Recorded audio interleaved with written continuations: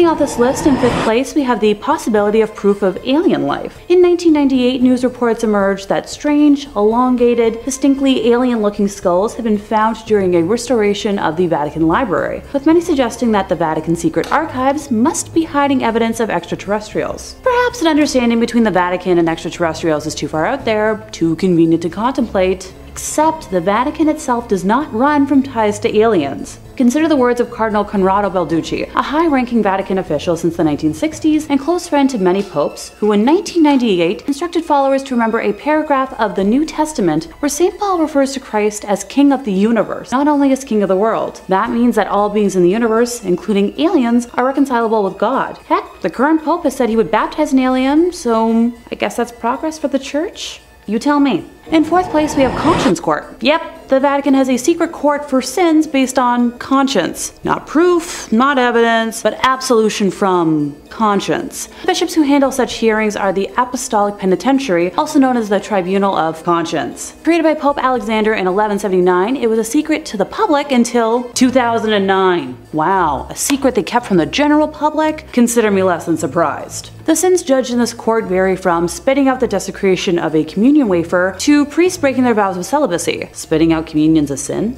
News to me. I can think of a lot of icky priests that should go to real court for how they broke their vows, not a court where they're simply forgiven. Sinners who seek absolution have to write a petition to the Holy See. They use pseudonyms to protect their identities and submit the petition to the tribunal. The tribunal considers the matter, but the decision-making lies with the major penitentiary, and if he is uncertain, then he submits the matter to the Pope. Until about the 18th century, heinous crimes such as ending lives and fornication against will were judged by the tribunal. Sure, let's give Father whatever his name is a slap on the wrist so he can have a clear conscience about breaking serious laws and go back to his biggest concern about having a perfect life after passing. Because that's the priority for serious crimes. Same with using a fake name for protection. Really great. Number 3. The Veil of Veronica. Now on these lists of holy relics, we've had all sorts of strange things. We've had fingernails, teeth, dried up hands, we got milk coming up later.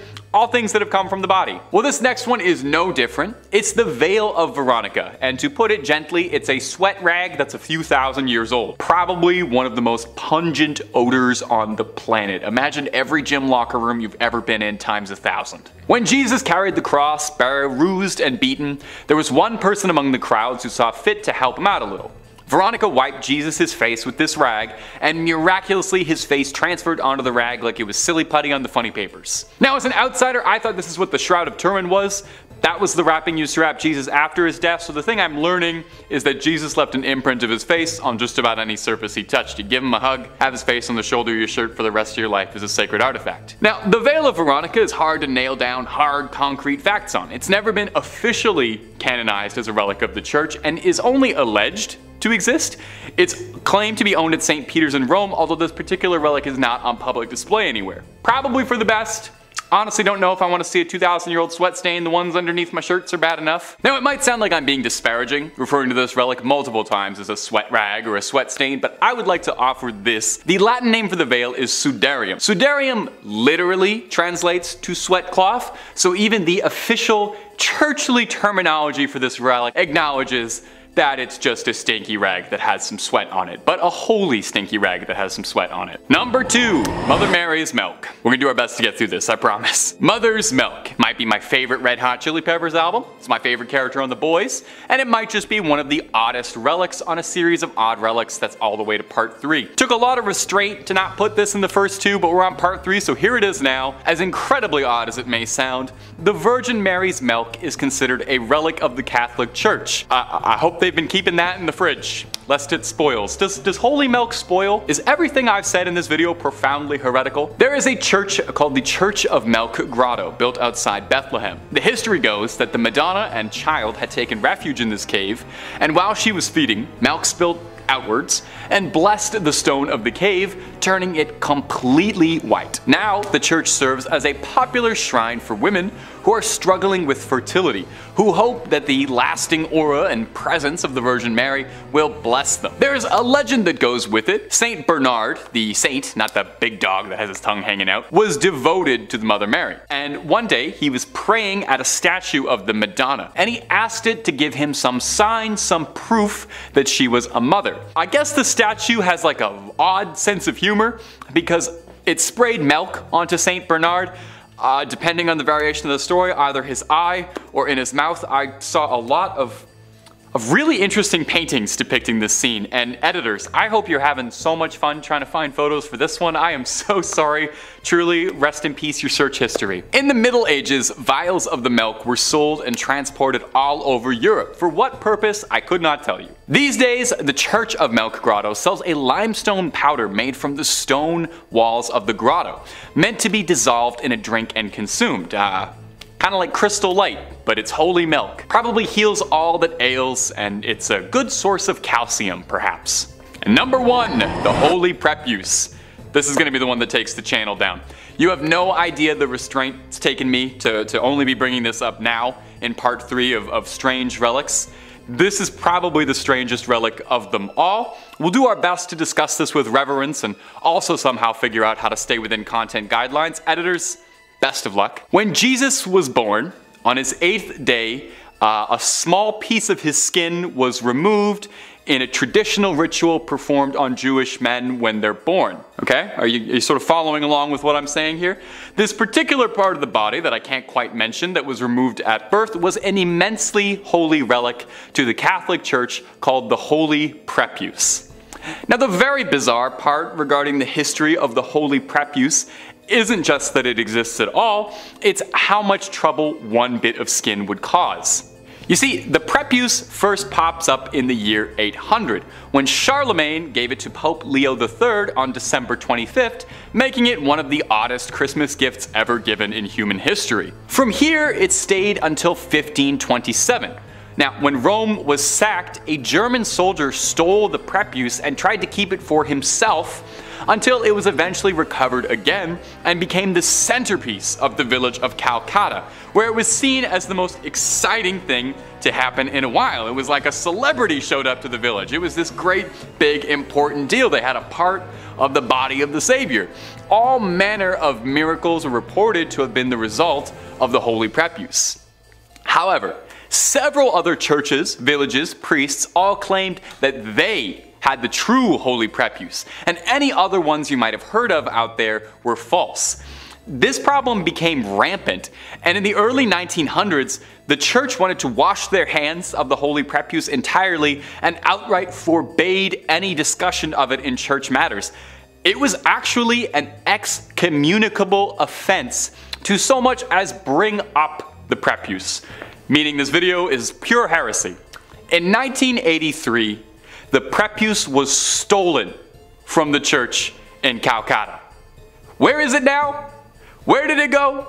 Absolutely no one knows. No one's fessed up. You know, if you took it, I think now's a good time to just admit you did it. But if they're ever looking for a plot line for a third National Treasure movie, I have an absolutely amazing idea for something Nicolas Cage could steal. Coming in at number 5, we have the Vatican Secret Archives. The Vatican Secret Archives is considered to be the world's most secure building, but why is it so locked down? What secrets are being hidden behind the walls? The amount of history located there is immense. The Vatican Secret Archives is home to the largest collection of Catholic books, documents, and doctrine in the world. It boasts letters from well-known figures such as Abraham Lincoln and Mary, Queen of Scots. It contains 53 miles of shelving with 35,000 volumes in the selective catalogue alone. The archives also include state papers, correspondence, account books, and many other documents the church has acquired over the centuries. Naturally, many people have speculated that there must be secret documents amongst the 50+ miles of shelving in the Vatican's archives. Of course, no one is allowed to browse the archives, which makes it even more mysterious. Only select scholars, academics, and journalists are allowed to enter, and this is a rule that will never likely change. Many believe that the Pope and many people around him keep very classified and secret information in the archives that they don't want the world knowing. One theory is that the archives contains correspondence between St. Paul and Emperor Nero pertaining to Jesus' existence and his biological descendants, and some believe that the Vatican may be hiding proof that Jesus did in fact exist or didn't exist at all. Next is the confirmation and evidence of alien life forms such as extraterrestrial skulls. skulls. Some claim that in 1998, skulls with elongated heads and small faces resembling aliens were found underneath the Vatican. Ever since, the Vatican has kept all evidence of aliens a secret to not discredit Christianity. Another secret being held from the world is the Grand Grimoire, which is an alleged medieval book that is believed to possess immense powers. It was written in the 16th century by Honorius of Thebes, who claimed to be possessed by the devil himself. In the book, it has instructions on how to make magic talismans and amulets, how to make magic spells, and even how to summon demons, and even offers instructions on how to summon the devil himself and make a deal with him. If the Vatican is keeping world-shattering secrets in its archives, we may never know due to its high level of security, and it only being accessible to a slight few. So our questions of what is really in there may never be answered. In at number 4, we have the Church of Rome. Destruction of important Jewish historical documentation. In 1415, the Church of Rome took an extraordinary step to destroy all knowledge of the two 2nd century Jewish books that is said contained the true name of Jesus Christ. The anti-pope Benedict XIII firstly signalled out for condemnation a secret Latin treatise called Mar Jesu, and then issued instructions to destroy all of the copies of the Book of Alexei. No editions of these writings now publicly exist, but church archives recorded that they were once in popular circulation and known to early presbyters. Knowledge of these writings survived from quotations made by Bishop Hippolytus of Rome and Saint Epiphanius of Salamis, along with references in some early traditions of the Talmud of Palestine and Babylonia. The rabbinic fraternity once held the destroyed manuscripts with great reference, for they were comprehensive original records reporting of the life of Rabbi Jesus. Later, in a similar manner, Pope Alexander VI ordered all copies of Talmud destroyed. The Council of the Inquisition required as many Jewish writings as possible to burn with the Spanish Grand Inquisitor. Thomas de Torquemada, responsible for the elimination of 6,000 volumes at Salamanca. In 1550, Cardinal Carafa, the Inquisitor General, repealed all previous permission for priests to read the Talmud, which he said contained hostile stories about Jesus Christ, leading him to seize every copy he could find in Rome and burn them. Solomon Romano also burnt many thousands of Hebrew scrolls, and in 1559 every Hebrew book in the city of Prague was confiscated. The mass destruction of Jewish books included hundreds of copies of the Old Testament and caused irreversible loss of many original handwritten documents. The mass destruction of Jewish writings, the church overlooked 2 particular British documents that still exist to this day in the British Museum. Number 3.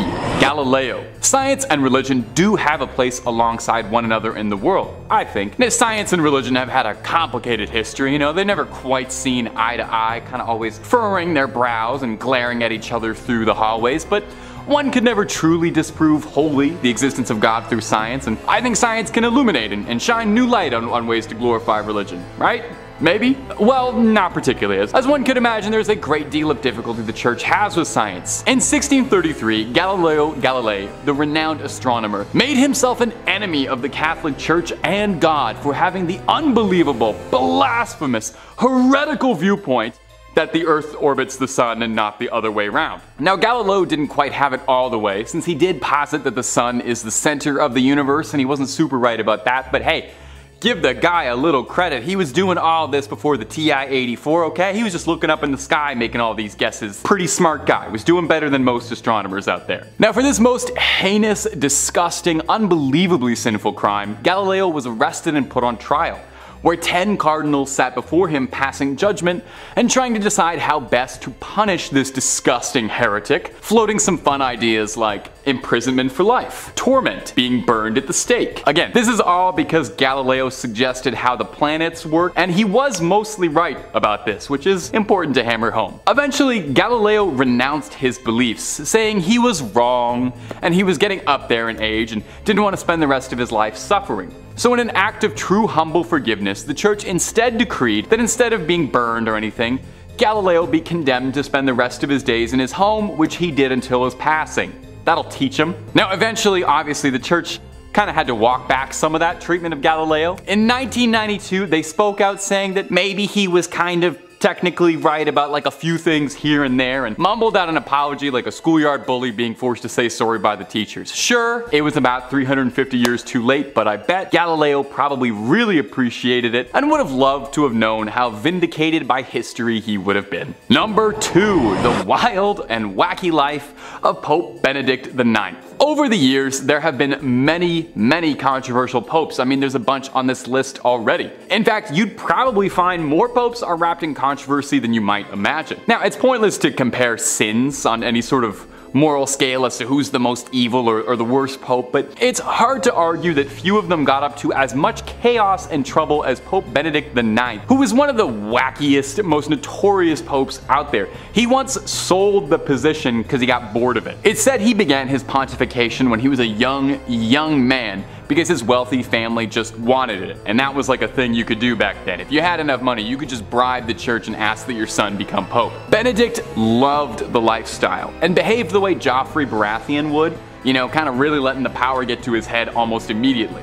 He would spend his money on women of the night, hosting lecherous, wild, erotic parties, which allegedly would have all manner of man, woman, and if the stories are to be believed, animals as well. It was not long before there were conspiracies being drawn up to assassinate the Pope, if you can believe that. Even just saying that feels weird, but they wanted to assassinate the Pope. Probably in a case of divine intervention or fate, on a feast day, his enemies snuck into St. Peter's Basilica carrying rope, ready to tangle up the Pope. But a solar eclipse scared the assassins so badly they called the whole thing off, and to be honest, I totally get it. If I was planning on disposing the Pope and the sun got blocked out, I'd assume God was furious at me. Failed coups notwithstanding, Pope Benedict's reputation did not improve much. He was attacked by an angry mob in 1045 and he was forced to flee and would be replaced by another pope, one Sylvester III. 2 months later, however, Benedict would return to take the title back. But 2 months later, he decided that he didn't really enjoy being pope anymore. It wasn't as fun, what with all the constant bombardment of hate and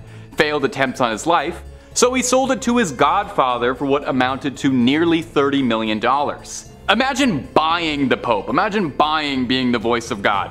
Anyway, if you can believe it, like Emperor Palpatine, somehow Pope Benedict returned a third time. King Henry III of Germany had arrested Pope Sylvester III for being a false pope, and the godfather that he had sold the throne to had given up the papacy, admitting that it was shameful and heretical for him to have ever done so in the first place. So Henry appointed a new German pope while Benedict was in hiding, and that pope mysteriously passed away 8 months later from a poisoning, which many historians suspect Benedict had his little fingers in. So Benedict came back for a third time to be the Pope, only this time no one was putting up with him. They'd been through this 2 more times, they weren't doing it again. Henry III sent troops to drag him out of the basilica. He spent his dying years in a monastery and is now remembered in history as one of the worst popes ever. And number 1, the Pazzi conspiracy. If you've garnered anything from this video that I've been telling you, I sincerely hope it's that the Pope doesn't always follow the rules. Sure, the guy interprets the will of God, you know, he's got a direct line to talking to him, but that doesn't mean he follows every single one of his rules. Now, we've already discussed some of the wildest sins that popes have been caught up in, but let's top it all off with a full-blown assassination conspiracy revolving around the Pope ordering a hitman. No, really. In the 1470s,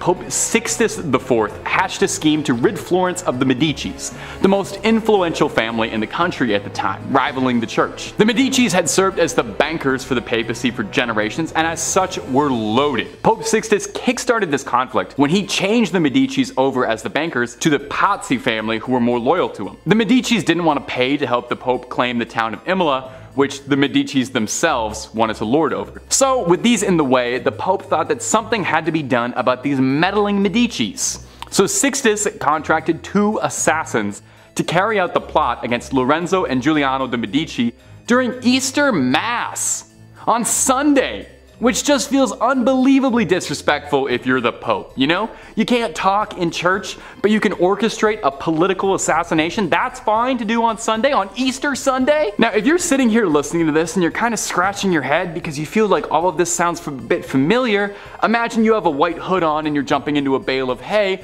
because this was a driving plotline in Assassin's Creed 2, where protagonist Ezio ends up helping out Lorenzo Medici a great deal. Yeah, no, the games were really inspired by true history, you know, save for a few extendo blades and boss fights against the Pope, but a lot of that stuff really did happen. History is just as weird as the video games make it out to be. Now, if you remember from Assassin's Creed 2, Giuliano was fatally slain, but Lorenzo survived and rallied support of Florence in a war against the church. Lorenzo picked off conspirators and then sailed to Naples to meet King Ferdinand to discuss a peaceful solution to the bubbling war. There's a reason they called him Il Magnifico. This guy was great at strategy. In the end, the plot failed drastically because all it really did was cement people's support to Lorenzo Medici. People loved the fact that he survived an assassination. They made a medal commemorating this for him, and it brought shame to Pope Sixtus, and it inspired one of the best games Ubisoft ever put out. Number 5, a time machine. Among the many conspiracies about what goods are hidden inside the Vatican's secret archives,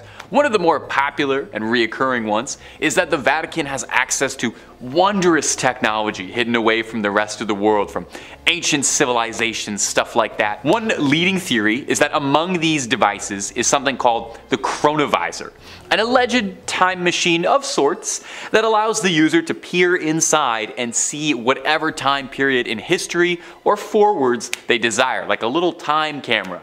Doctor Who would love it. One Italian monk, one Pellegrino Ernetti, claimed that he developed the chronovisor at some point during the 1950s with a team of 12 esteemed scientists who all wished to remain anonymous in the process. I would put my name on that if I invented time travel, personally. I'd want people to know. The chronovisor is described as consisting of antennas and an unknown metal that's really good at looking through time, a little knob for tuning to a particular time and place, and a screen and recording device. Ernetti described that he and his team used this machine to view speeches by Mussolini and Napoleon, scenes from ancient Rome, and the crucifixion of Jesus Christ, which they allegedly tried to take a photo of. Now obviously no one's seen the chronovisor. If such a device was to exist, it would naturally be pretty secretive. An Italian magazine in the 1970s claims that they found that image of Christ's crucifixion, the photo that was taken through time, only to discover that it was actually just a postcard. So this one's a bit up in the air. Let me know if you think this is real, but also, you know what, let me know what time period you would want to take a picture of, if you could see that up close. And if you're looking for way more scary content, my friends, you already know Top 5 Scary is the place to be.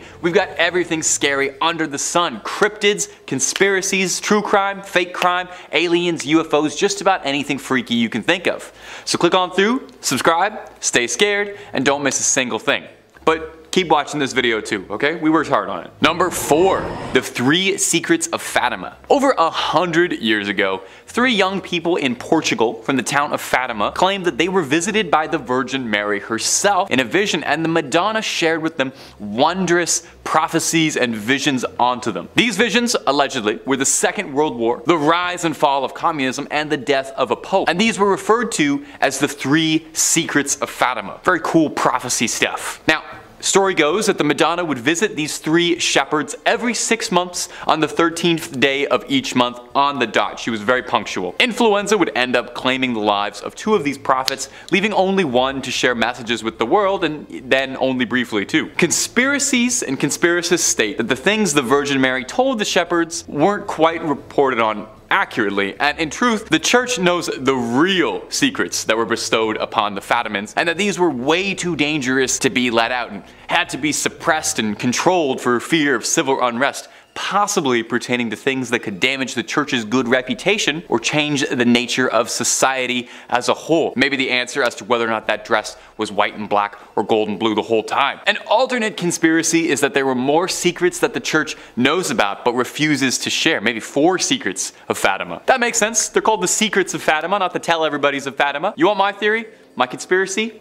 Virgin Mary told those shepherds of Fatima the recipe for KFC and Coke, and the Vatican realized quickly that information is just too sensitive. That's gotta stay under wraps. Coming in at number 3, we have the Orphans of Duplessis. In the 1930s and 1940s in Quebec City was marred by unprecedented acts of corruption and repression due to a conservative revolution better known as the Great Darkness, which was led by Premier Maurice Duplessis, and many of the acts were involving the Catholic Church. In 1940, the Duplessis government, and along with the Catholic Church, began to diagnose orphan children with mental problems, even though these children were perfectly healthy. Due to this, thousands of orphan children were sent to a psychiatric institution of the church so that the church could receive a government subsidy for the treatment of these children. Unfortunately, this was a reality for so many because mental health wasn't as widely known as today, and it was unknown how to treat those suffering back then. At this time, many orphanages were converted into asylums for children, and more than 20,000 were misdiagnosed and imprisoned in asylums so that the Catholic Church could earn more money. money. According to reports, many of these children weren't orphans at all, but children coming from single mothers who were forcibly taken into church custody, and they didn't admit children out of wedlock. The people forced to be involved in this were subjected to nightmares, including drug testing and other medical experiments like electric shock therapy. In the 1990s, almost 3,000 survivors of the Duplessis orphan scandal revealed the horrific events they had to go through, but the government made a sad excuse of a settlement with the victims, and the Catholic Church remained silent to stifle the scandal. In at number 2 we have Joan of Arc. Most people know the story of Joan of Arc. She is mostly considered a hero of France for her role during the war. She is now considered a saint, but the Catholic Church hated her. She claimed that she was receiving messages from God, instructions on what she should do to help her people. This angered many higher-ranking officials within the church. Joan saw her first vision around the age of 13 in 1425. The figure she identified as Saint Michael, surrounded by angels, appeared in her garden. After receiving the vision, she wept as she wanted to go with him. Throughout her life, she continued to be visited and given messages from the Lord. By 1428, Joan's visions told her she must leave her home and go to France. Since then, she gained followers and support in her fight to recover France from English domination. The Catholic Church denounced her visions and set out to take her down. In 1430, Joan was captured. She was put on trial for heresy, even though Joan was a devout Christian. They gave Joan as many charges as they could, hoping she would be found guilty of at least one of them. The military were relieved of her capture. They believed her to have supernatural powers. They feared her as it was not typical for women to wield such power and command. One of the most well-known charges against Joan was that she wore men's clothing, something apparently illegal back then. In reality, this came from the fact that she wore armor while in enemy territory, something not seen as being ladylike for the time. The trial was not conventional for the time. It was clear no matter what she did, they were determined to find her guilty. Although she was impressive during the trial, she was ultimately found guilty. She was found guilty of heresy and sentenced to death. She was to be burned at the stake. Joan is seen as a hero and a saint today. The Catholic Church tries to distance themselves from her mistreatment. And finally, in at number 1 we have the Vatican's quest for aliens. It might surprise you to know that the Catholic Church has a keen interest in aliens. They hold a conference each year to talk about astrobiology. If you haven't heard that term before, it's a term they created to make their meetings about aliens seem more legitimate. The Vatican has often defended itself in the public about their interest in extraterrestrial. As they often state, evolution is not something they believe in. You would assume they also didn't believe in aliens. The Vatican even has its own team of scientists looking into the existence of these beings and attempting to make contact. The chief astronomer stated, "There is no conflict between believing in God and in the possibility of extraterrestrial brothers, perhaps more evolved than humans." He went on to explain that you cannot put limits on God's creative freedom, so it makes sense after creating Earth he would go to create other beings. Some even believe that humans are lost sheep of the universe, and we need to find the more evolved of God's creations. All of this would not be such a surprise if they hadn't condemned science since the creation of the church. In the 17th century, they condemned the astronomer Galileo for insisting that the Earth revolved around the sun. It seems they had progressed in some of their beliefs since then. Some believe that they spent a lot of money on their exploration into space and have even discovered a few things that they are keeping to themselves. Some historians believe that within the Vatican secret archive there is evidence of contact with extraterrestrials. It is not known why they would keep this information from the world. Do they want to use it to further their beliefs, or maybe they don't consider everyone to be worthy? We do know there are stories of communication with other beings, but the information is mostly kept with the church. In 1917, 3 children saw the Virgin Mary, who gave them a telepathic message. The message was that we are not alone on the planet. They warned that humanity needs to prepare for their return. The Catholic Church censored these messages. The only person who knew the full content of the message was the Pope, who refused to release the details of all 3. This is just one instance of messages received on Earth that have been held by the Vatican for years. It is believed they have no intention to release this information. The archive is heavily guarded. Who knows what could be hidden within their findings? Number 5. Benito Mussolini. The Vatican isn't just the seat of the Catholic Church. Did you know that actually the Vatican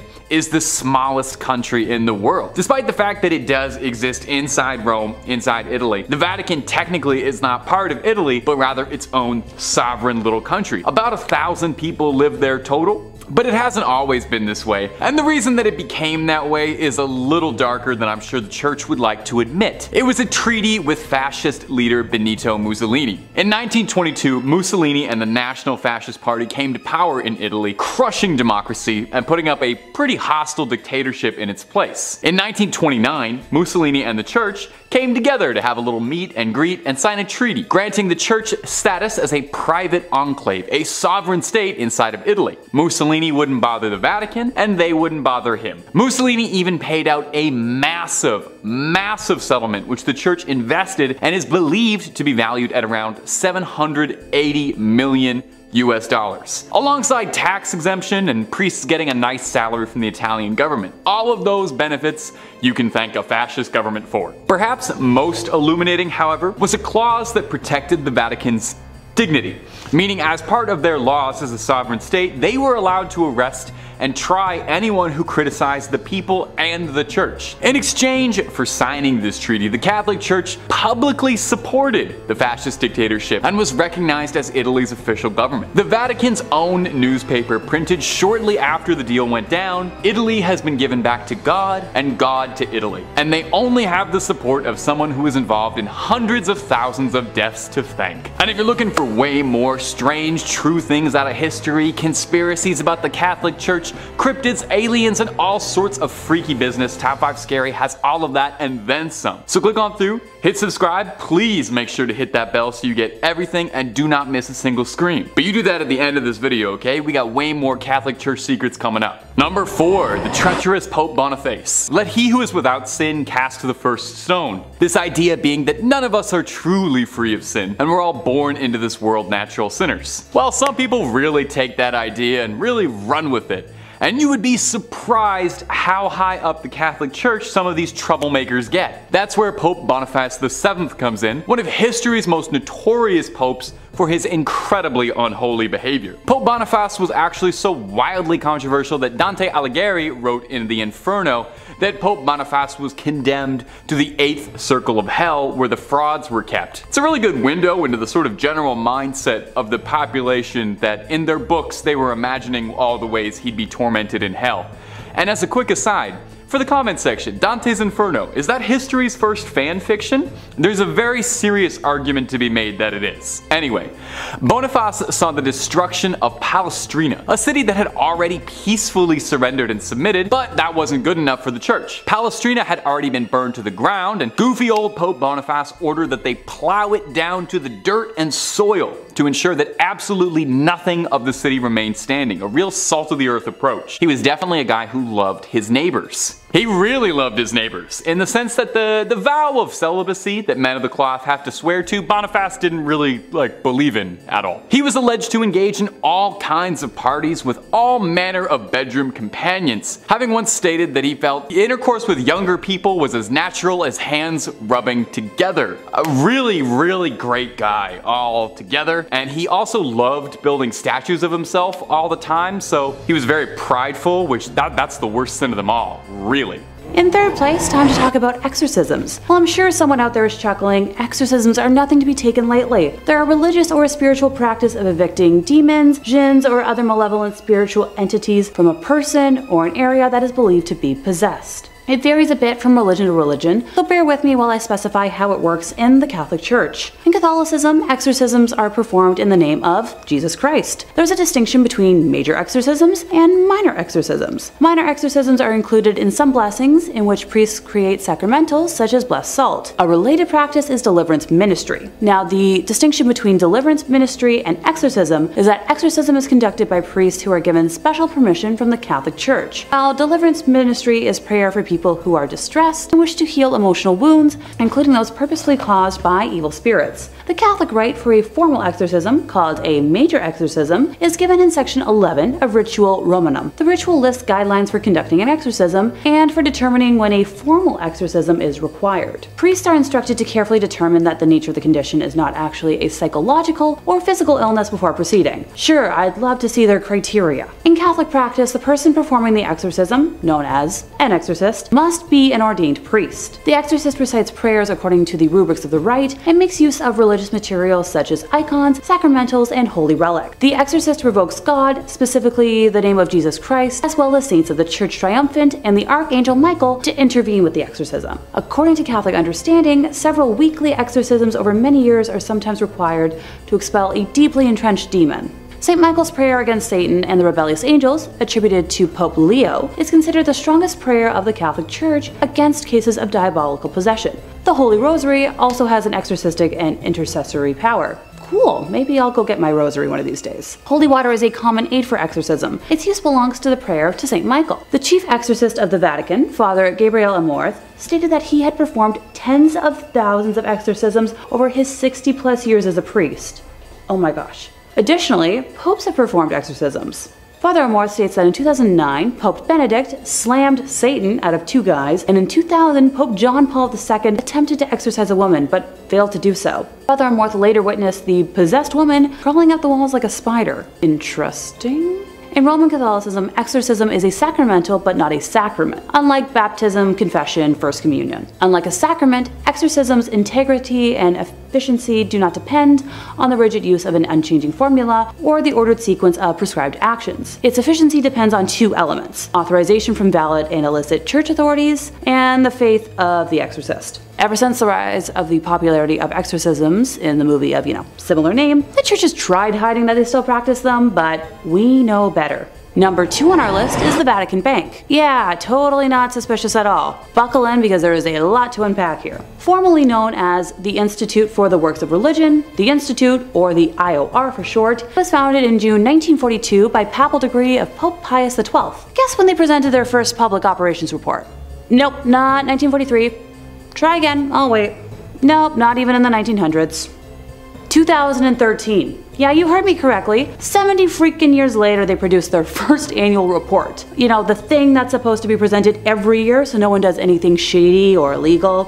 Previous to this, all internal ledgers were destroyed every 10 years in accordance with their policy. So did they exist or not? The IOR's role is to safeguard and administer property intended for works of religion or charity. The bank accepts deposits only from top church officials and entities, and is run by a president but overseen by 5 cardinals who report directly to the Vatican and the Vatican Secretary of State. So they only report to themselves.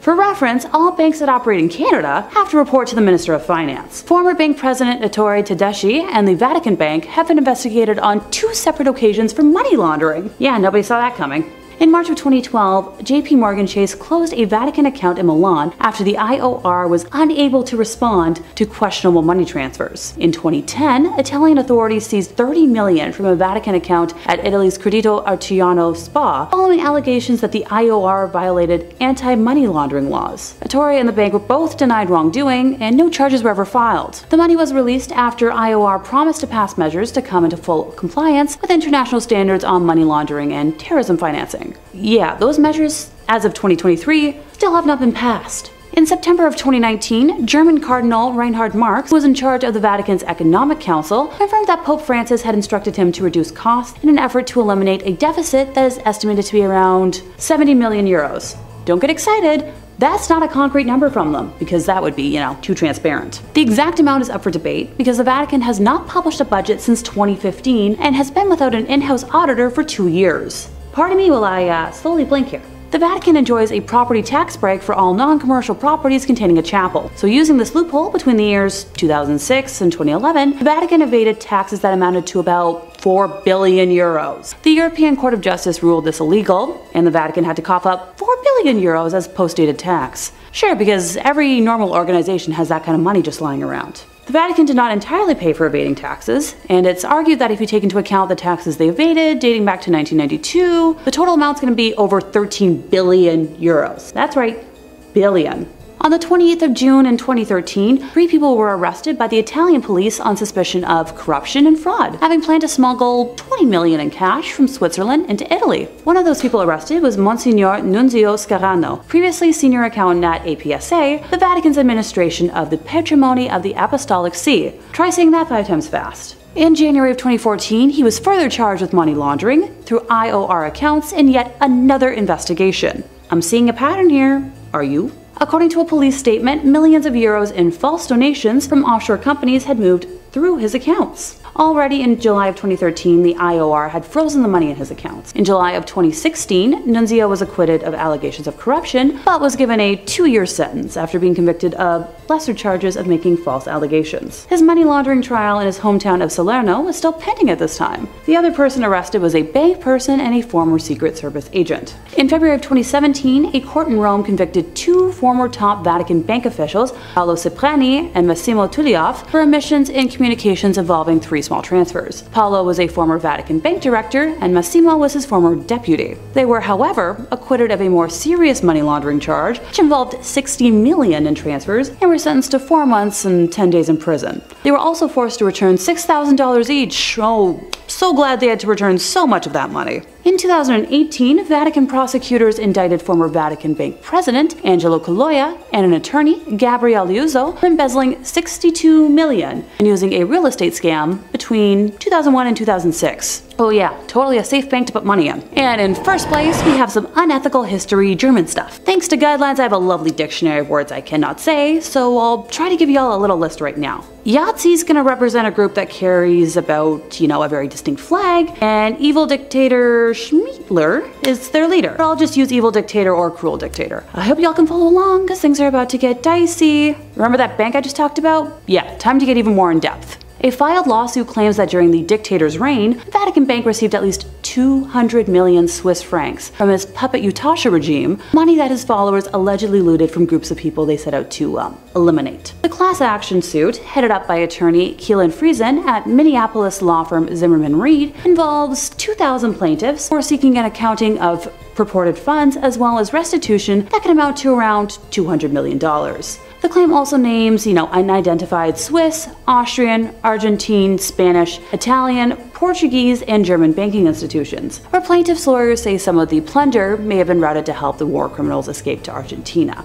The suit relies on once classified documents from various countries that have been made public in recent years, as well as a 1998 U.S. government report issued by Commerce Undersecretary Stuart Eizenstat. Some of the report's most damning evidence appears in a 1946 intelligence memo from a U.S. Treasury agent named Emerson Bigelow, who states that the Swiss francs were held in, you guessed it, the Vatican for safekeeping. The Vatican has constantly denied allegations of receiving Yahtzee gold and said in its internal review that they showed no trace of such funds. Sure, I'm totally gonna trust the internal review from a bank that destroyed their records for 70 years before going public. One of the reasons the Vatican has been criticized is that it refuses to open its archives as others have done. A key figure in helping the Utashi was Krunoslav Draganovic, a Croatian priest who was head of the College of San Girolamo in Rome. Men from Croatia who wanted to become priests lived at San Girolamo while studying for ordination. After World War II, the college served as a safe house for the Utashi underground. It is alleged that Draganovic had aided the military and civilian leaders who had been in power in Croatia and committed war crimes.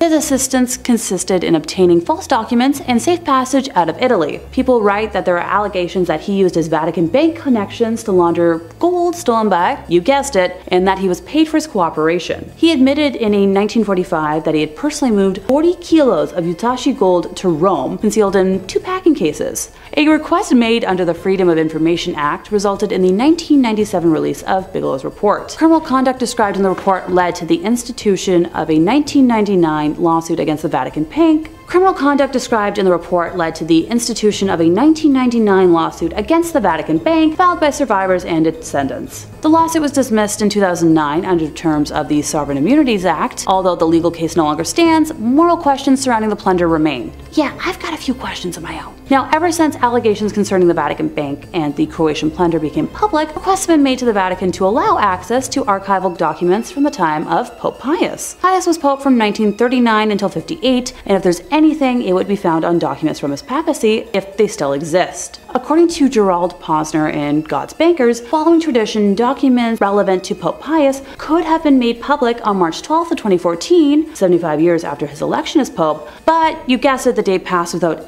any release of those documents. At a 1997 conference on looted Yahtzee gold in London, the Vatican was the only one of 42 countries that rebuffed all requests for archival access. At a 1998 restitution summit in Washington, it ignored an emotional plea by U.S. Secretary of State and stood aside as 44 countries approved an ambitious plan to return, icky looted art and property, settle unpaid life insurance claims, and reaffirm the call for open access to that time era archives. Subsequent pleas for opening the files by Bill Clinton, the State Department, and other organizations went unanswered. Enthusiasm over a 1999 Vatican announcement to allow Jewish historians into the wartime archives was short-lived. Access was limited to 5,000 documents that had been selected and published years earlier by 4 hand-picked academics. In 5th place, we have an exorcism filmed through a peephole. So it's no secret that exorcisms are still a practice done today, but the Catholic Church really likes pretending that they don't because of the negativity around it. Technically speaking, the Catholic Church authorizes the use of exorcism for those who are believed to be the victims of demonic possession. Specifically, in Roman Catholicism, which is what I grew up with, exorcism is a sacramental but not a sacrament, so unlike baptism, confirmation, first communion, or confession. Unlike a sacrament, exorcisms depend on 2 elements: authorization from valid and legitimate church authorities and the faith of the exorcist. The church will ask publicly and authoritatively in the name of Jesus Christ that a person or object be protected against the power of the evil one and withdrawn from his dominion. Now, the rite of exorcism was revised in January of 1999, making it a lot less Latin, and assumes that, possessed persons retain their free will, although the demon may hold control over their physical body. It involves prayers, blessings, and invocations with the use of the document of exorcisms and certain supplications. Typically, the individual will be restrained and the priest will perform a ritual of prayers to remove the evil spirits. Solemn exorcisms, according to the canon law of the church, can be exercised only by an ordained priest or higher, with the express permission of the local bishop, and only after a careful medical examination to exclude the possibility of mental illness. The Catholic Church has between 500 to 600 official exorcists, with the vast majority operating in Latin America and Eastern Europe. Now that we're all clear on the formal definition of exorcisms, time to dive into this lovely 2014 video. The ritual was captured on camera by a man who heard the shrieks of the woman inside the sanctuary and filmed it through the peephole of a door. The incident occurred at the Assumption of the Virgin Mary Church in Vranov, Nadjij, in February of 2014. The church's priest, Marek Dunda, confirmed the video is real, but only said that if something is filmed through a keyhole, there's nothing more to say about it. Which is a dodging the question kind of answer if I've ever heard one. He told the newspaper he was talking to that he carries a mandate from his bishop to perform exorcisms, and also said that the group were asking God to protect and to liberate the person, including using a Latin prayer asking for help, and of course it helps. Pardon me. I'm no expert on exorcism rituals yet, but if you have to state that something of course helps, in my personal experience, it's a smidge sketchy. It's very hard to tell what is happening in the video, but it appears that at least 2 people surround the woman, who can be heard screaming in agony with momentary pauses in between for the duration of the, just under 2-minute long video. Daniel Trokta, who, shot the video after hearing the screams, warns people in the description to watch the chilling footage while wearing headphones, which is what I did. When asked about the condition of the woman in the video, the priest said any details about her or her state were private, and while I'm glad the church is respecting her privacy, I hope that the poor woman has been cured and healed. As much as I joke about it, demonic possession is no pleasant or laughing matter. In 4th place, we have footage from 2020. Okay, before anyone out there panics, I'm talking about the American news magazine that's been, broadcasted on TV since June of 1978. Not the awful year in recent history that we're not going to talk about, because that was awful. On April 5th of 1991, the show featured a segment that showed an actual Roman Catholic ritual of casting out demons, videotaped at a nun's home in suburban Palm Beach County. The segment shows the affected girl, referred to only as Gina, as she thrashes under the effect of ancient prayers, is sprinkled with holy water, and, has a cross being pressed to her head. Common stuff. The girl retches, writhes, yowls, and bares her teeth. She says, "Get out of here! Me not wanna leave!" shrieking all this at the priest, as one hand snaps the gauze bonds tying her to the chair. By the way, apparently if the exorcism team hadn't tied her down, she might have levitated to the ceiling. How very Willy Wonka. At the time, the March 25th issue of US News and World Report carried no fewer than 5 articles on hell and the devil, citing a poll that 6 out of 10 Americans believed in the netherworld, which is 2% more than in the church heyday of the 1950s. Another poll, released in August of the same year, said 55% of Americans believe in the devil and 49% in demonic possession. I'd love to see those results today, but I couldn't find them sadly. Most Catholic leaders say possession is rare, with Reverend Kenneth Doyle, Communications Director for the National Conference of Catholic Bishops, stating he's only heard of about a handful of exorcisms in the last 40 years, but I feel like that's just a PR statement. Here's the thing. When churchmen do perform an exorcism, they almost never talk about it. The main exorcist in this entire report is known only as Father A, and his face is kind of obscure. Sister Lois Schaefer and the Reverend Walton Dockerell of St. Rita Parish near West Palm Beach, who took part in the exorcism, said through a secretary that, no comment. Palm Beach Bishop J. Keith Simons, who permitted the taping, issued only a 4-paragraph statement, saying that the devil really exists, he is powerful and actively at work in the world today, as through the centuries, which echoes what Cardinal John O'Connor of New York said. Now, it was O'Connor's remark that there can be no question about the reality of the devil that initially drew the interest of 2020, especially after the church got about 75 requests from around the country to investigate possible cases of possession. That job fell to the Reverend James Labar, a specialist in the occult, who looked into some of the initial initial claims and decided that Gina in South Florida was genuinely being tormented by demons. According to the report, she experienced psychotic episodes, plus visions of demons and dead persons. Oh, I don't wish that on anybody. Her mother says she tried visits to a spiritist and to various hospitals, and in the footage, the priests say the girl is controlled by 10 evil spirits. They meet her violent reactions by following the prayers and the gestures of the rite. The ordeal took about 6 hours, and this isn't really uncommon for exorcism lengths. Before the procedure even took place, Father A mentioned how it's a terrifying experience at times, and that he, could die tomorrow, or be attacked and taken over. Evil spirits like to take their time leaving a body, and not without a fight, and that leaves all of the parties involved extremely drained and exhausted, and vulnerable. Also quoted is Dr. Warren Schlonger of Miami Children's Hospital, where Gina was treated before and after the exorcism, and he did note that her condition improved afterwards. Father A, though, is still troubled. He believes the devil is disturbing his sleep, attempting to weaken and destroy him. He counts that as the price he must pay as a church point man against demons. Now, I know, someone's about to ask, but Alexa, didn't you say you'd be talking about hidden footage? The church tried taking this footage down from the internet because they didn't want it to be public anymore, but thankfully they haven't succeeded. Number 3. Proof of aliens. Well, we already talked a little bit about some of the incredible technology that could be inside this archive. And it's thought that the Vatican has all sorts of incredible information hidden away in its vaults that humanity, we're just not ready to know about. We're not grown up enough. One of the other leading ones is that theorists speculate that inside those secret archives is indisputable hard evidence of extraterrestrial life, that they're harboring alien skulls and remnants of amazing technology, I guess on borrow from Area 51's collection it's traveling. So the story goes that in the late 1960s, during renovations of the Vatican's archives, excavators uncovered alien skulls beneath the Vatican archives, and somewhere the predator is so upset that he lost those. Is it possible that they worried that if proof of extraterrestrial life got out into the wild, it would discredit belief out there? It wouldn't be the first time. Galileo was famously locked up for his wild beliefs about the celestial bodies that would turn out to be fairly true.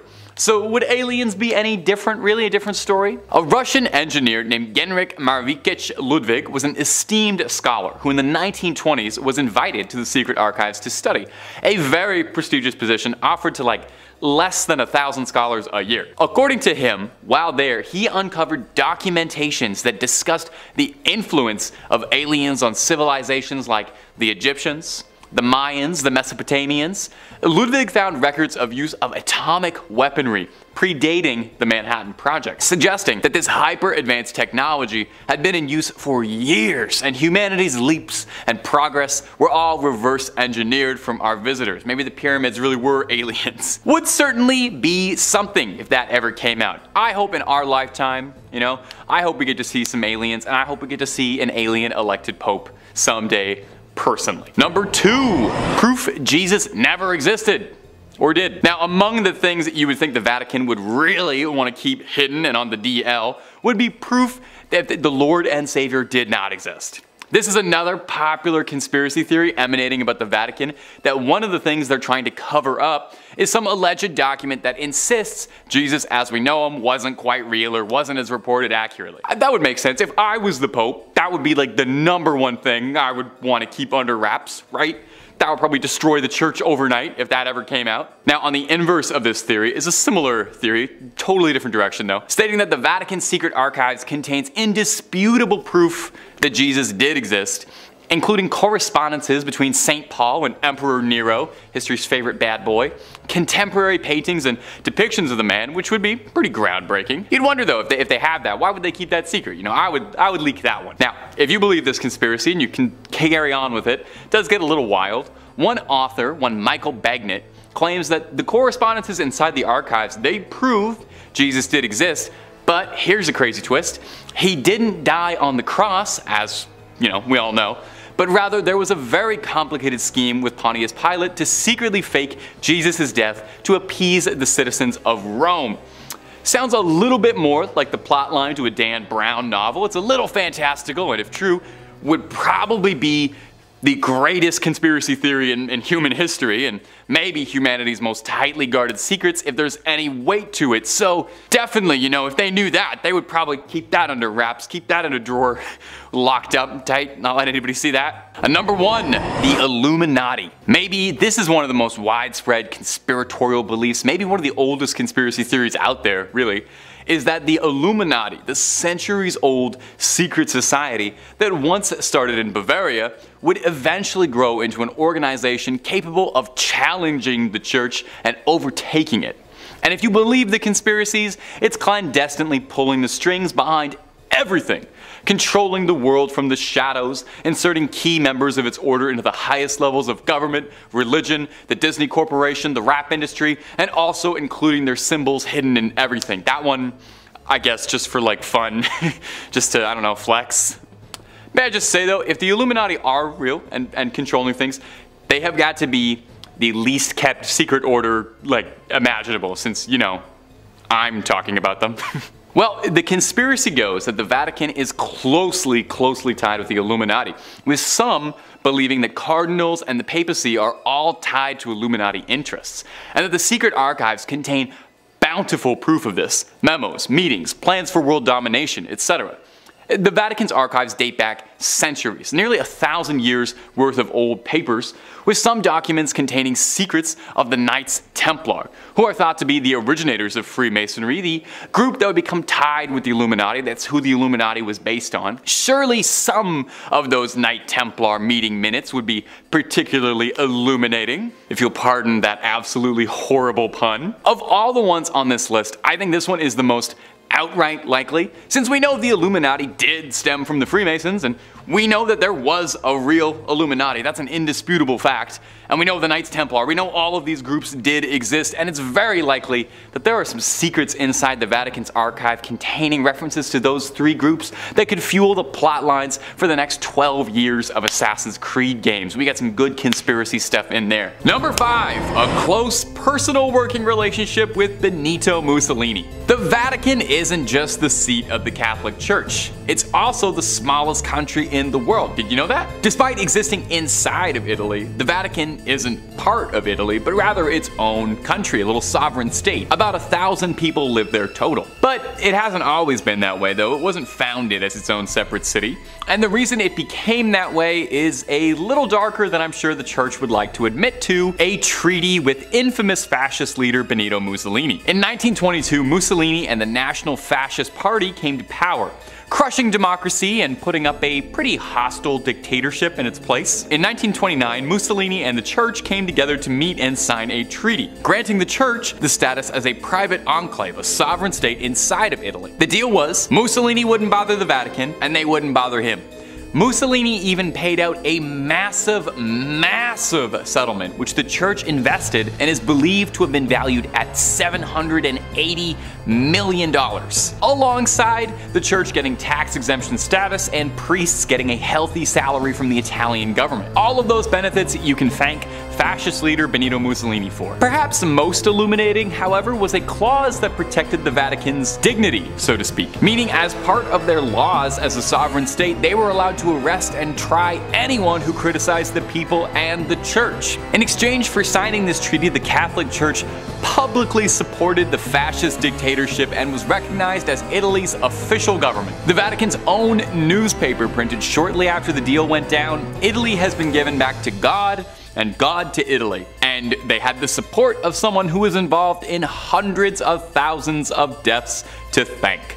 Isn't that fun? And if you're looking for way more church conspiracies, old secrets, relics, all kinds of things, ghouls, goblins, aliens galore, Top 5 Scary has all of that and then some. Really, we'll do just about anything on this channel. I'm talking about the church right now. So hit subscribe, make sure you ring that little bell as well so you don't miss a single scream, but you do that at the end of this video, okay? Because I got 4 more church scandals coming up for you right now. Number 4, the Banquet of Chestnuts. Believe it or not, this might shock you, more than a few popes have been less than pious. You know, we'll go deeper later in the list, but several popes would be on the naughty list. Among them, Alexander VI, who you might know better as Rodrigo Borgia. Rodrigo was said to have some pretty bizarre hobbies, even by papal standards. He apparently loved to watch horses mate. That was apparently one of his favorite ways to spend an afternoon. Once or twice, sure, you know, we all get curious, Rodrigo, but frequently, I don't know, man. I don't know. Maybe you have to be there. Anyway, That's not even the most controversial thing the Borgias were involved in. Seriously, look up the Borgias after this video, there was a lot. One of the most infamous things Rodrigo got involved in was called the Banquet of Chestnuts, sometimes referred to a little more colloquially as the Joust of... I don't really think I can say this and stay in the family-friendly guidelines. The Joust of Women of the Night, if you know what I mean. Are you following? It's a word that they say in Game of Thrones a lot. And if you don't know what I'm talking about, maybe you're not old enough to be watching this channel. The joust that shall not be named wasn't quite a literal joust, although there was a great deal of thrusting and charging. Excuse me. Cesare Borgia, real-life Jaime Lannister and one-time Assassin's Creed Brotherhood villain, arranged a banquet in his chambers in the Vatican with 50 of the hardest-working courtesans of the time. They danced after dinner, then disrobed, and then the joust began. Rodrigo and his family gleefully threw chestnuts on the floor, forcing the women to grovel around their feet like swine. They offered prizes, clothes, jewelry, all sorts of baubles for the man who could fornicate with the most courtesans, that's pretty interesting. That's a pretty interesting event for the Pope to preside over. Think about the next time you're at an official church event in your community, like a bake sale or something. Just think about the other events the head of the Catholic Church and the voice that speaks to God was holding and participating in. In third place, we have the director of The Exorcist. Now, unlike the last two mentions, this footage is missing and locked up, never to be seen. The director of The Exorcist has mentioned in interviews that he was allowed to film a real exorcism at the Vatican, of all places. William Friedkin said he was taken aback at how close the ceremony was to the exorcism depicted in his 1973 film. He said that he doesn't think he will ever be the same after seeing this astonishing thing. Now, he says he intended to shoot The Exorcist as a horror film, but the more he learned it, the more it became a supernatural tale instead. So while the book this was all based on a 1949 case of an American teenager called Roland, Friedkin said the Catholic Archdiocese of Washington, D.C. asked him to change the gender so as to, not draw attention to the young man. But in reality, the director said that it was a young man of 14 and not a gal who was allegedly possessed. Now, the Vatican did not immediately respond to a request for comment, and still has not as of this day. The church asking someone to hide something and then not commenting on it. I'd say I'm shocked, but I made a promise to myself to never lie on here, and I'm not about to start doing that today. Friedkin said he believed the boy was genuinely possessed, convinced that there was no other explanation. He read the diaries of not only the priest involved in the exorcism, but the doctors, the nurses, and the patients at Alexian Brothers Hospital in St. Louis, where this original case was carried out. He's also stated that he's not Catholic, doesn't go to church, or belong to a church or a synagogue. Make of that what you will. In second place, we have the exorcism of a satanic queen. This tale in particular comes from Dr. Richard Gallagher, who is an Ivy League educated, board-certified psychiatrist, and who performed a mental health evaluation on our sad woman to make sure it wasn't, an instance of something that could be helped with modern medicine first and foremost. He described her as a middle-aged woman who wore flowing dark clothes and black eyeshadow, and while she was charming and engaging, she was also part of a satanic cult. This is where I swear I'm not part of a satanic cult, even though that visually fits my aesthetic. She called herself the queen of the cult, but Gallagher would refer to her as Julia, the pseudonym he gave her. The woman had approached her local priest and was convinced she was being attacked by a demon. The priest referred her to an exorcist who reached out to Gallagher for, a mental health evaluation. It was one of the first cases he took, and apparently it changed him. So he helped assemble an exorcism team that met Julia in the chapel of a house. He was adamant that objects would fly off shelves around her, and she somehow knew personal details about him, such as how his mother had died of ovarian cancer, and that the two cats in his house went berserk fighting each other the night before one of her sessions. She even found a way to reach him even when she wasn't with him. One night he was talking on the phone with Julia's priest when he says both men heard one of the demonic voices that came from Julia during her trances, even though she was nowhere near a phone and thousands of miles away. He and a team of exorcists paid her many visits, but eventually she called a halt to the sessions. She was too ambivalent and relished some of the abilities she displayed during her trances. About a year after she dropped out, Gallagher says that he heard Julia's voice on the phone again. This time though, she had called to tell him that she was passing of cancer, and he offered to try and help her with a team of priests while she was still physically able, but her response was vague, and sadly she passed before he was able to help further. Now, while Gallagher has taped all footage of his work, he has been forbidden by the church to release any of it. Ergo, sorry folks, I got nothing. In first place, we have Ed and Lorraine Warren exorcism footage. Me talking about Ed and Lorraine Warren? I know, a shocker. While the video is blurred on YouTube to protect the identity of the poor girl, I personally think it's up there as one of the most frightening things I've ever seen. At an hour and 20 minutes long, it depicts a Catholic bishop in Connecticut attempting to converse with a demonic entity that has possessed the body of an innocent young woman while her family restrains her. Ed and Lorraine were the ones to alert the church to the possession after meeting her during an audience chat session that was held at the conclusion of one of their public presentations. During portions of the the exorcism, when prayer is done, you can hear the demon acting wildly, and it originally refuses to give its name, both of which are quite common in cases of demonic possession. Eventually we learn that there are 4 demons possessing our victim, with one of them identifying themselves as Robert, a name associated with the son of Satan. I'll let a snippet roll now, allowing you to hear the woman for yourself. This footage was unreleased until after the passing of Ed and Lorraine, and it's believed that they were told by the Catholic Church to specifically keep it under wraps, but their son-in-law doesn't have the same fear or respect for the church, depending on one's opinion. Number 5 on this list is Cadaver Synod. This is one of the weirdest events in history, guys. Daily Gister says, in 897 the Vatican saw one of the most bizarre episodes in history. The corpse of a pope was put on trial by his living successor. Pope Formosus, dead for a few months, was hardly qualified to defend himself in a court of law. Nonetheless, Pope Stephen VI had the body disinterred, dressed in robes, and propped up on the papal throne to stand trial. He even appointed a deacon to speak on the corpse's behalf.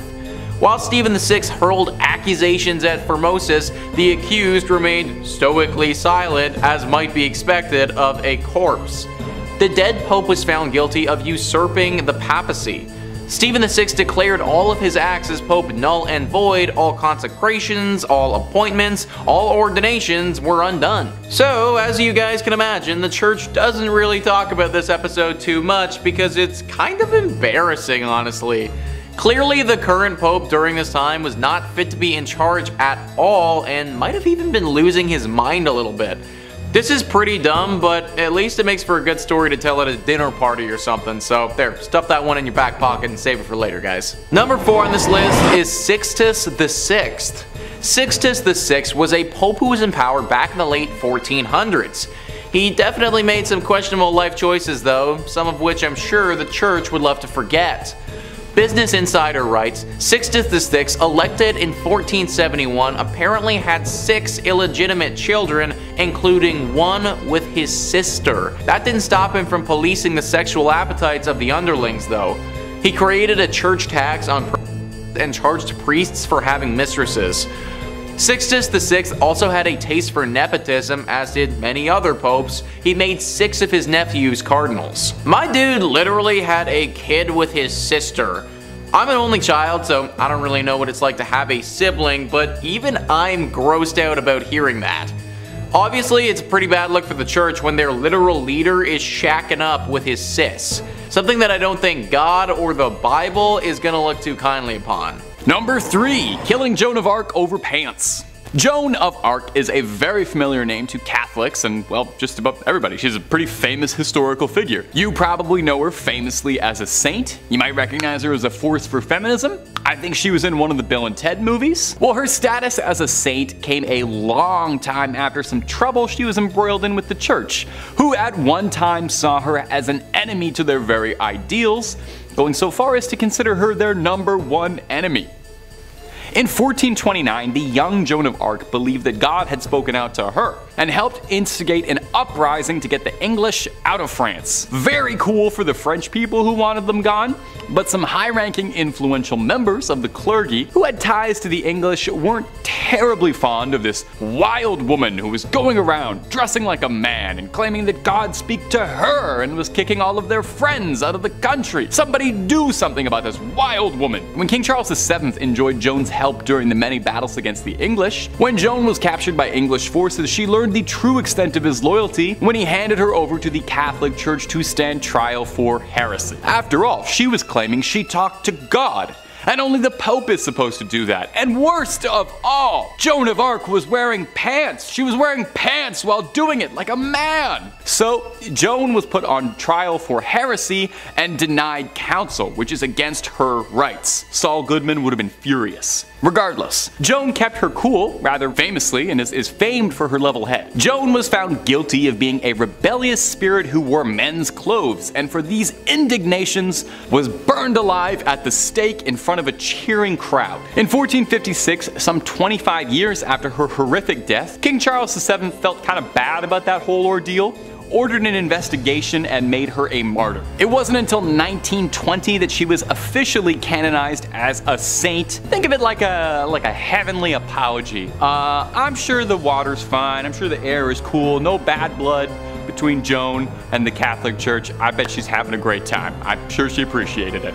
Number 2, buying redemption. Can man find redemption? Can the weight of our sins be undone? Can a person truly change his course? Can an evil man become good? These lofty questions have dominated the hearts of man for years, inspiring countless great works of art and philosophical conundrum. At religion's heart is the concept of salvation and redemption, so it might strike you as more than a little bit bizarre that at one point in time, the Catholic Church was selling absolution for a price tag. Now, before we get into that, we need to talk quickly about an indulgence. No, not eating an extra large cheese pizza by yourself, but that is an indulgence of sorts. If you're like me and you've skipped Sunday Mass for the last 26 years, basically an indulgence in Catholic terms is sort of like a plan or a plea for absolving your sins. Something you have to do to absolve yourself. 30 Hail Marys, confession, that sort of stuff. In the early 15th century, after Pope Julius died, Pope Leo X would inherit the papacy. Leo loved the pleasures that came with being Pope. He loved the big hat. He loved spending lavishly. He loved voluptuous entertainment. He loved living like a king,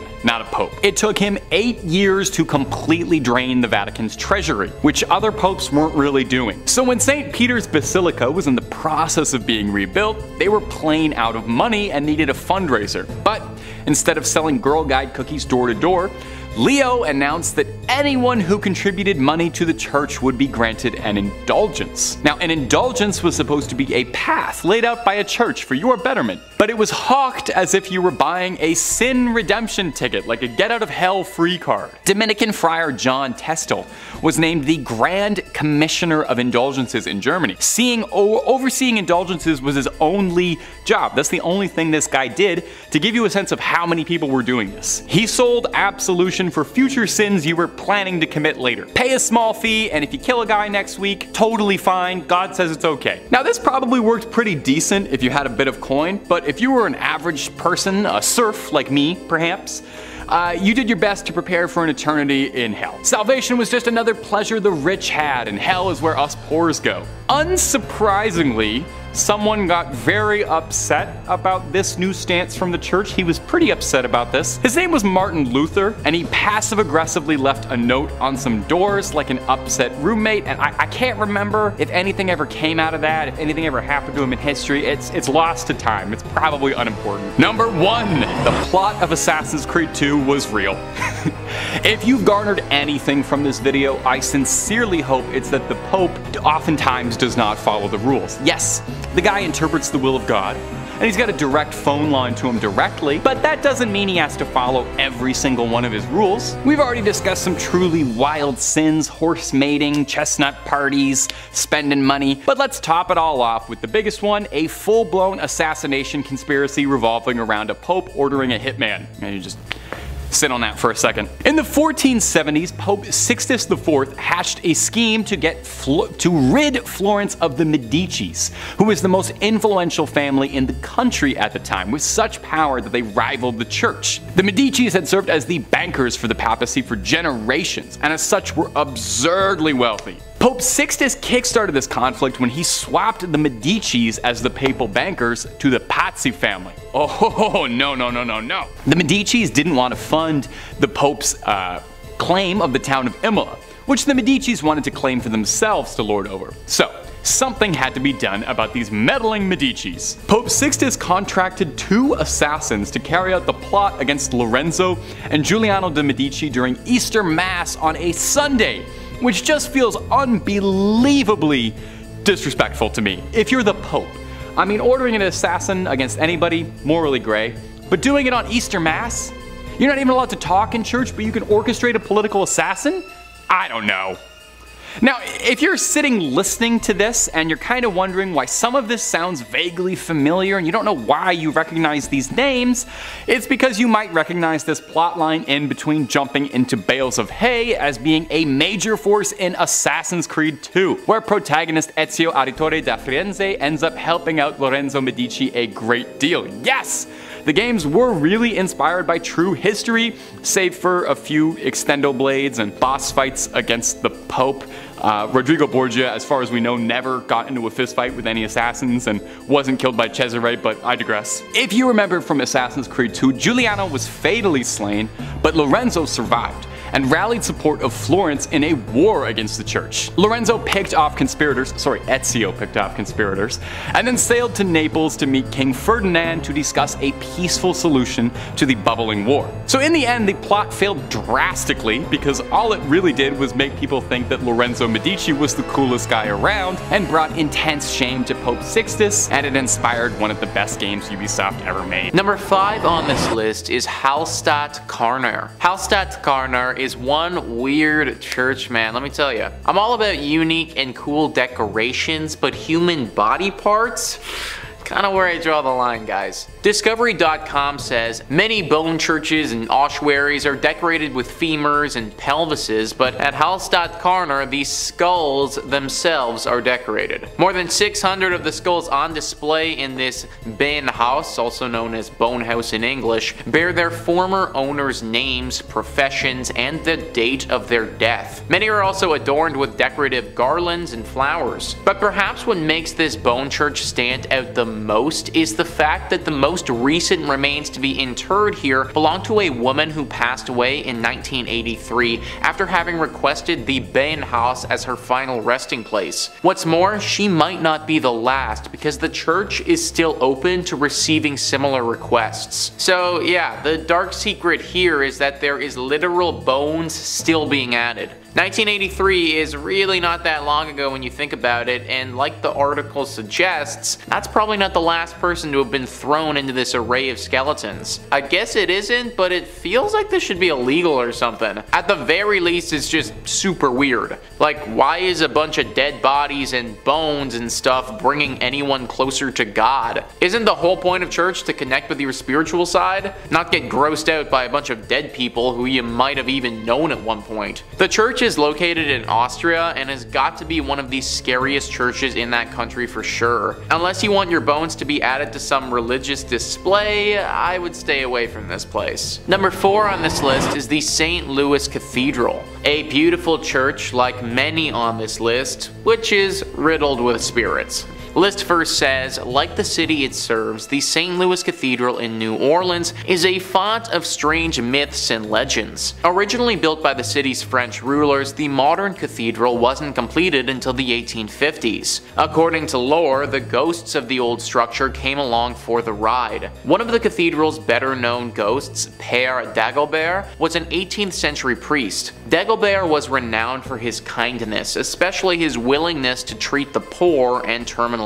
ill. During the 1760s, several members of his congregation decided to revolt against the city's new Spanish rulers. The mainly French and Creole rebels successfully pushed the initial Spanish force out of the city, but a larger force later managed to claim New Orleans for the Spanish king. Infuriated by the earlier rebellion, Irish-Spanish governor Alejandro O'Reilly decided to not only execute the rebels, but also leave their rotting bodies on the doorstep of the St. Louis Cathedral. As a devout Catholic, Dagobert could not stand by while Catholic bodies were so roughly treated. After failing to get O'Reilly's permission to properly bury the bodies, Dagobert led a funeral procession down to St. Peter's Cemetery and placed the slain men in unmarked graves. Dagobert's successor, a Spanish priest named Pierre Antoine, is also said to haunt the cathedral. More intriguingly, Antoine's friend, voodoo priestess Mary Laveau, who often prayed at the church during her lifetime, is also considered to be one of the many spirits inside the cathedral. So we got voodoo priestesses,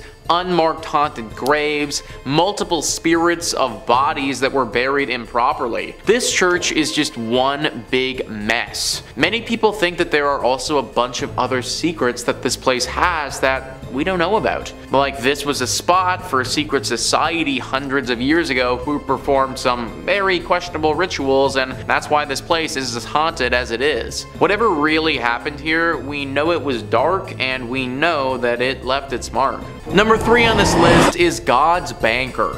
God's Banker was the nickname that they gave to a man named Roberto Calvi. Forbes writes, "It was described as a scene straight out of an Alfred Hitchcock film. The man's corpse dangled from an orange nylon rope tied to scaffolding under London's Blackfriars Bridge. He was dressed in a grey suit with a white waistcoat and a blue striped shirt. He wore shoes and socks but no tie or belt. An expensive watch on his wrist was stopped at 1:52 a.m. and nearly 12 pounds worth of pieces of bricks were stuffed into his trousers." A young postal clerk had made the grim discovery on his way to work on the morning of June 18, 1982, and alerted the police. Officers who examined the body found a wallet containing around 13,000 in various currencies: Italian, Austrian shillings, American dollars, Swiss francs, and a passport bearing the name Gian-Roberto Calvini. This man was found dead, but why and how does the church play into this? Well, the local writes, "The chairman of Milan's Banco Ambrosiano, in which the Vatican was the main shareholder, had been found guilty of illegally exporting billions of lire. He shaved off his mustache and fled to London, where he was murdered. An American archbishop wanted for questioning was granted immunity by the Vatican, while 5 Italians were acquitted of the crime in 2007. Basically, this guy was in deep with some very bad people, and the Vatican were some of those people. Also pretty questionable just literally giving immunity to this archbishop because you can. It should also be noted that this banker was believed to be in deep with the mafia as well. The Vatican seems to have an interesting choice in friends. Number 2 on this list is World War II. I don't think it's unfair to say that World War II might have been the closest that we got to a fight where it truly was good versus evil. One side was fighting for freedom and the other side represented death and hatred. Thankfully for all of us, freedom won out in the end and the horrifying regime that was trying to take over collapsed. After World War II, some people had to pay for what they did. After all, it saw arguably the worst genocide in history and some horrible wartime atrocities. People were put on trial and individuals who hadn't been supporting the freedom side were heavily scrutinized. The Vatican during this time was noticeably pretty silent though. Who did they support during this period of time and why didn't they do anything? It's believed that Jewish people were actually rounded up outside of the Pope's window at one time or another, and the Pope would have been able to see firsthand what was actually going on behind closed doors. Why didn't he do anything to stop this? The actions, or lack thereof, of the Pope at the time, Pope Pius XII, have been under heavy fire for years. It's even been thrown around that this Pope collaborated with these deathly acts and was on board with them. Now there isn't any proof of this, but the Vatican isn't necessarily opening their doors and having people come in to check their records either. They would love to keep whatever went on back then completely under wraps and just forget that it ever happened. Sounds to me like something potentially sketchy might have been going on with the church that they don't want us to know about. And finally, number 1 on this list is Pope John Paul I. This is one of the biggest scandals to rock the church and the Vatican, and something that they're more than happy to keep under wraps. The Week writes, "In The Godfather Part 3, a shady deal between the Mafia and the Vatican leads to the murder of the Pope. Was this based on a true story? Possibly. On the morning of September 28, 1978, Pope John Paul I was found dead sitting up in his bed after only 33 days in office. Although Vatican officials claimed the 65-year-old Pope died of a heart attack, there was never an autopsy, and at the time, the Vatican definitely had ties to organized crime. Sure enough, in 1982, Vatican Bank President Father Paul Marinkis resigned from his post after a series of scandals exposed the bank's ties to the Mafia. Eventually, the bank had to repay more than $200 million to its creditors. But Marinkis was never indicted of a crime, and though he was suspected of being involved in several mysterious deaths, including Pope John Paul I, Marinkis successfully claimed diplomatic immunity in the United States and retired to Arizona in 1990 and died there 16 years later. Until I started really digging into potential church secrets, I never had any idea that they had ties to the Mafia. This is because they've tried to cover it up as much as possible. Now, you might be thinking, in this example specifically, that the fact that they neglected to do an autopsy is evidence of something. Like the church knew that they would find something that they didn't want to be revealed. But the truth is, they never do an autopsy on the Pope. It's believed that performing an autopsy on the Pope will taint the body in some way and that it'll make it harder to get into heaven. The body must remain clean and untampered within its path to God. This is all fine and good, but it means that you get instances like this where this person potentially got murdered and no one will be able to prove it. It's also really hard to get anywhere with the higher ups of this organization because oftentimes they just claim diplomatic immunity. It's widely believed now that the Vatican was at one point deeply involved with the mafia and might even still be. They have way more money than anyone thinks that they should have, and this money didn't just appear out of thin air.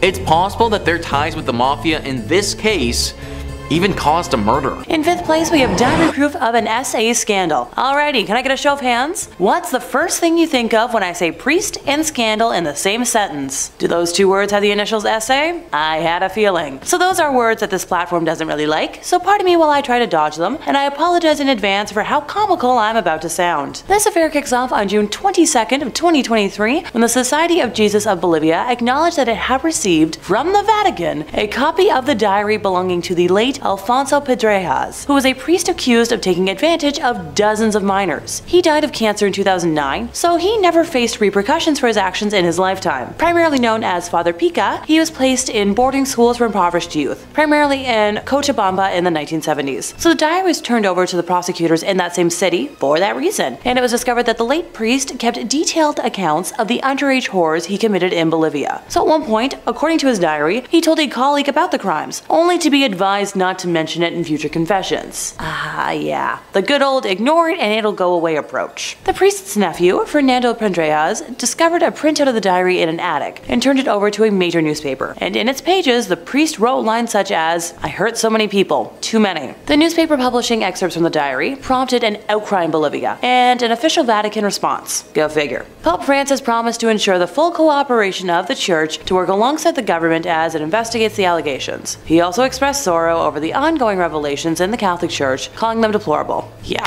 okay. And remind me again, what does full cooperation mean? Coming from an institution that covers up more than it discloses, pardon me if I take that with a pound of salt. Bolivian President Luis Arce has called on his country to strengthen controls to prevent foreign priests with, a history of sexual crimes from entering the country. Which, it's fine, and obviously I support that, and, great, but it's hard to find that out when the church is super skilled at covering things like that up. Priest Jordi Bortomeu, a sex crime investigator from the Vatican, arrived in Bolivia back in May to gather information about prevention efforts being undertaken within the church to stop these kinds of crimes. Well, that sums it up right there for me, folks. The church has its own sex crime investigator. It's such a problem that they have a specialist. And before someone feels like fighting me on this, specialty jobs like that only exist because there's a need and a problem. That's not the kind of job that just got created out of midair for kicks. The investigation into Pedrejas joins at least 12 other ongoing judicial probes into allegations of clergy sex crimes in Bolivia. So the Bolivian Episcopal Conference has said, one priest has already received a 10-year sentence for his crimes, while another priest, Milton Murillo, was sent to pretrial detention for 3 months in May. New testimony against Murillo emerged in the wake of the Pedrejas scandal as prosecutors called on survivors to step forward. Okie dokie. Time to move on before I start hissing like a tea kettle, and I swear by the end of today, I'm going to turn into a caricature with like a storm cloud over my head. In 4th place, we have a drastic loss of support. So in Germany, people who are formally members of a church pay a so-called church tax that helps to finance it in addition to the regular taxes that the rest of the population have to pay. If they register their departure though with local authorities, they don't have to pay it anymore. Granted, there are some exceptions for like low earners, folks who are jobless, retirees, students, and etc. But I'm pretty sure here in North America, all money given is through donation, and you just, stop going on your own terms if you want, but it's more complicated elsewhere. But also feel free to let me know in the comments if I'm wrong, because I'm not a certain expert on Catholicism. Anywho, more than 500,000 people formally left the Catholic Church in Germany last year, which was significantly higher than the previous record. The German Bishops' Conference said specifically that over 522,000 people left the church last year, which is up from around 350,000 in 2021. In comparison, only 1,447 people joined the Catholic Church, which was around the same as the previous year. The departures left the number of Catholic Church members in Germany at nearly 21 million, which is just under a quarter of the population. Now, the Bishops' Conference didn't detail reasons for departures in this annual release of statistics, but many people have turned their backs on the church in recent years, amid fallout from scandal over bad things done by clergy and others. Wow, I'm shocked. In 2018, a church-commissioned report concluded that at least 3,667 people were harmed by clergy in Germany between 1946 and 2014, with more than half the victims being under 13 and nearly a third of that served as altar boys. Various dioceses tasked law firms or others to put together reports on their own past handling of these cases, which has led to massive tensions in the Cologne Archdiocese, where the Archbishop, Cardinal Rainer Maria Wolkai, drew widespread criticism for his handling of a report he commissioned. His offer of resignation has been pending with the Pope for months. Now, an independent report in the Munich Archdiocese, where the late Pope Benedict served as Archbishop from 1997 to 1982, last year faulted the handling of cases by a string of church officials past and present, including the then Cardinal Joseph Ratzinger himself. The head of the Central Committee of German Catholics, an influential organization, said she was sad but not surprised at the number of departures last year, and has called for reforms and more thorough investigations. Yeah, good luck with that one. I ain't holding my breath. Number 3 on this list is Egg Hill Church. This church was home to one of the worst tragedies a church has ever been host to. I've never been a real churchgoer myself, but from my understanding, love, life, spirituality, all of this is supposed to be in the air when you go, and the whole reason for doing so. Death and hate and violence, that's all supposed to be left at the door. Pennsylvania's Egg Hill Church didn't quite do that. Instead, they invited death into the church on one particular Halloween night. Many years ago, the whole community gathered into the church on Halloween. The priest passed around bread and wine as is customary, but this bread and wine was a little off. In fact, it was very off. So off that everyone who had it died. It was poisoned. It's unknown whether the town had collectively decided to end their lives together that night or if this was all the priests doing, but either way, tens to hundreds of people's bodies lay lifeless on the ground when it was all said and done. Now, what are we left with? Well, the ghosts of all of these people, obviously. Even worse than that, the spirit of this evil priest still lingers here too, and apparently, he isn't done with the living. He's said to be very dangerous and wants to drag visitors down with him and take their life. This whole story is pretty much as dark as you can get, and it's no wonder the place is totally messed up today. Number 2 on this list is St. Nicholas Church. Hey, it's me. It just so happens that my church is haunted by a dozen spirits. Great. List first says St. Nicholas Church is practically haunted by default. That's because the village of Pluckley, its home, is reputably the most haunted locale in all of England. The Kent village is home to the Watercress woman, who occupies the Pinnock Bridge, and to the ghost of a schoolmaster who committed in front of his pupils. According to a conservative estimate, Pluckley contains no fewer than 12 active spirits. The church itself is said to be the home of both the beautiful ghost of Lady Daring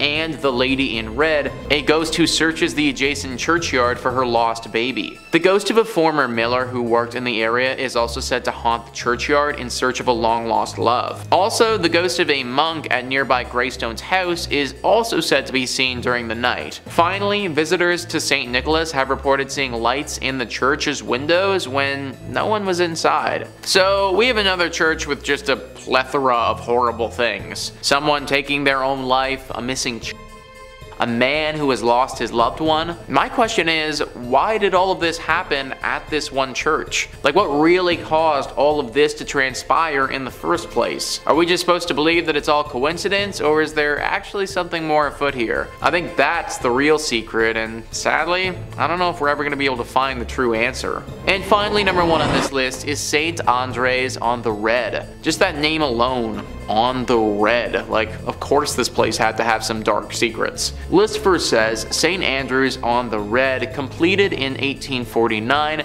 is located in the town of Selkirk, which is more or less a suburb of Winnipeg. It's the oldest stone church in Western Canada, and it may be the region's most haunted thanks to the spirits of former plague victims. Other apparitions are said to populate the church's graveyard. Eyewitnesses have reported seeing a ghostly man clad in black and a mysterious woman in white. Also, a disembodied pair of red eyes have startled the visitors in the past, while a ghost car has been noted not far from the church's main entrance. If you're thinking about visiting the church or graveyard, be wary. Those who've claimed to have seen the various apparitions also reported having terrible nightmares the following nights. past. Most of these nightmares apparently involved the gates of the cemetery, which rattle even though no hands are seen shaking them. Some people can't shake these nightmares either. The occasional individual will have these persist for months or even years. I'm sure that the architecture and natural beauty is nice and all, but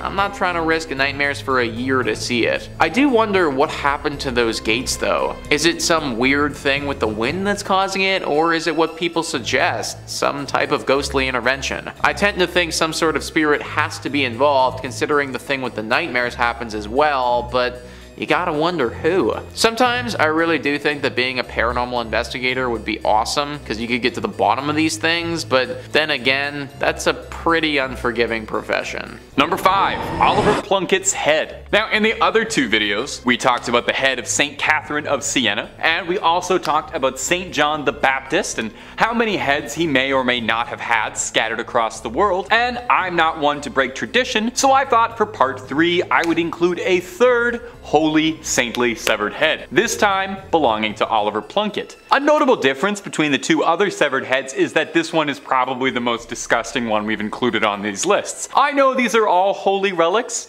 but let me just say, out of context, this is absolutely horrifying and looks like it's straight out of a grindhouse horror movie that you'd find in a dirty basket somewhere. Oliver Plunkett, before becoming a head, was an Irish Catholic archbishop who was a victim of the Popish plot. Now, if you're not up to date on your Catholicism, that's a whole other video worth of explaining. I don't know much about the Popish plot. I'm not the guy to do that for you. But the short version is that it was a conspiracy falsely alleging that there was a plot against the Protestant king Charles II. Oliver Plunkett happened to end up on the receiving end of something really bad.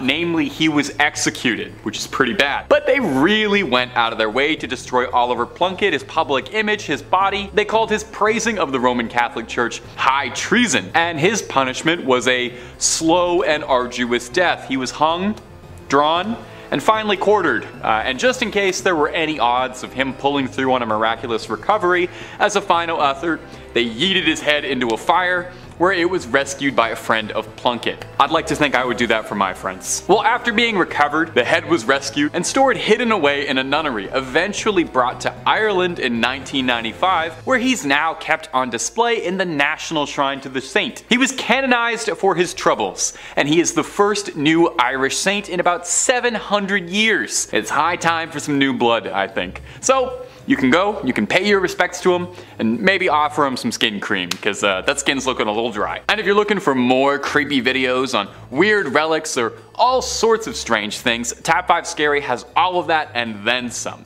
If there's something scary, the odds are pretty good we've got a video or 2 on it.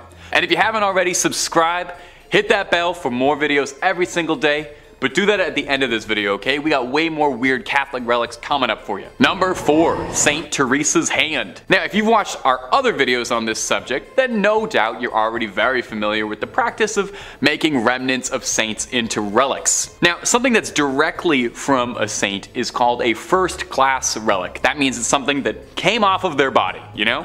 Their hair, their fingernails, a vial of their fluids, or in the case of the lovely St. Teresa, her whole hand. Encased in a beautiful, ornate golden reliquary with gems all over the knuckles, and the editors are goofing off because that's just a picture of the Infinity Gauntlet from Avengers Endgame. Wait, that's what it really looks like. Yeah, it seems that Marvel Studios was more than inspired by the incorruptible St. Teresa's hand when designing the weapon that would give Thanos the power to wipe out half the universe. Throw a comparison pic of them side by side, they're almost indistinguishable. I'm not 100% certain if there's any symbolism or connection there, but I'm sure St. Teresa would love to know she was involved. She was a huge fan of the Marvel Cinematic Universe and all the things they do. When St. Teresa of Avila passed away, the sisters of her convent buried her with the hopes of keeping her holy body with them. 9 months later, she was exhumed, only to discover that her body was intact. She hadn't decayed at all. That's why they thought she was incorruptible. Now, I'm not sure I totally follow the logic here, but after they discovered her body was incorruptible, they took her hand off and put it into this golden infinity gauntlet thing, as a way of inviting people to get closer to God through the saint's body. Now, this might not seem appealing to you, but there's a surprising demand for this relic. Near the end of the Spanish Civil War, General Francisco Franco had the hand removed from the convent and allegedly kept it close by, and if some of the wilder rumors are true, he would keep it by his pillow for good luck. You really gotta hand it to him, he was a devout follower of the faith. Today, you can find the hand in Iglesia de Nuestra Señora de la Merced in Ronda, Andalusia, and you don't even have to rip a stone out of the Vision's forehead to get a good look at this gauntlet.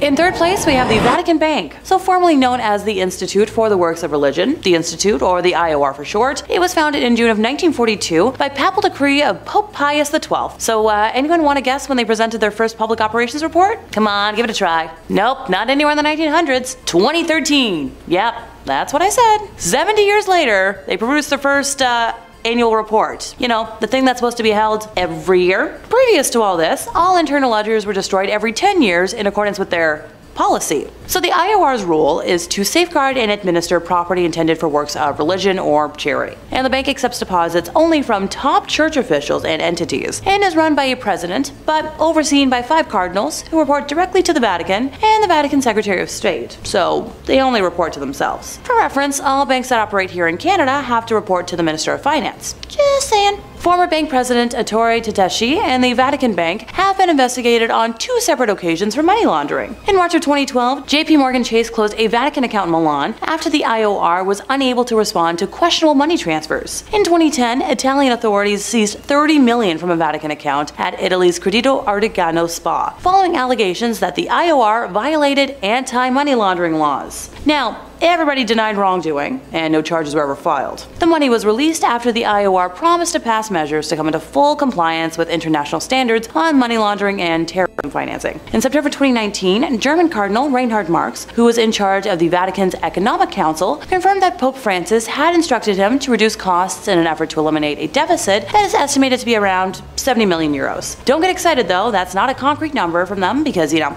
that would be way too transparent. The exact amount is up for debate because the Vatican had not published a budget since 2015 and has been without an in-house auditor for 2 years or more. And pardon me while I'm gonna blink real slowly here. The Vatican enjoys a property tax break for all non-commercial properties containing a chapel. So using this loophole, between the years 2006 to 2011, the Vatican evaded taxes that amounted to 4 billion euros. The European Court of Justice ruled this illegal, and the Vatican had to cough up those euros as tax, because, you know, every kind of organization has that money lying around. And no, the Vatican did not entirely pay for evading taxes. It is argued that if you take into account the taxes that they evaded dating back to, let's say, 1992, they would owe over 13 billion euros. Yeah, I'm moving on before my eye twitch gets worse. In second place, we have the chronovisor. No, this isn't some weird, you know, hat or goggles. Italian Benedictine monk Pellegrino Ernetti claimed to have used a time viewer which could film the past without sound, and used it to obtain a photograph of the crucifixion of Jesus and view scenes from ancient Rome, including a performance of a very lost play. Now, this was mostly scrubbed away in history until like 2002, when author Father Francois Brune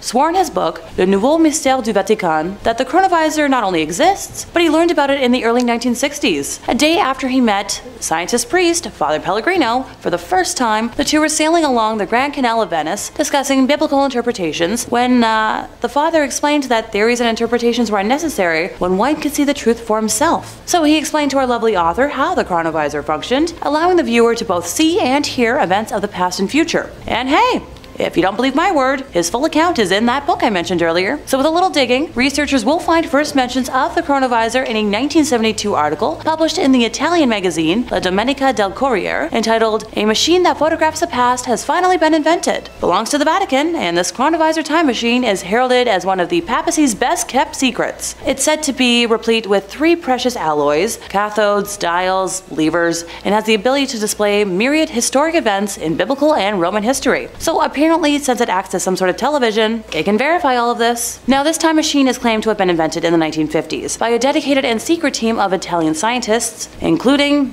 who I've already mentioned, Mr. Pellegrino himself. Critics may take credibility issues with the fact that he, eventually became a priest, but he was a scientist first. See, This critic doesn't take issue with that, more so that the Vatican is hiding a tool that could be used to help solve, unanswered crimes around the world and maybe help people. Like, imagine how many killings could be solved and how many families of lost people could have answers. Stop being selfish. In first place, we have the allegations from Arise Church. So an external review of Arise Church has called for its entire board to resign after reports from more than 500 current and former members, that include allegations of cult-like behavior, racism, SA, and conversion therapy came to light. So that report, compiled by a group called Pathfinding, which is, a consultancy firm for charitable organizations, was leaked to journalist David Ferrier, who revealed pretty damning allegations. The report was filled with experiences of, like I said, so many people involved with the church, which received nearly $15 million in donations the year before it was released. A 34-page summary of the investigation concluded it was undeniable that there had been significant hurts caused to people involved with Arise and egregious and systemic failures in governance over many years. And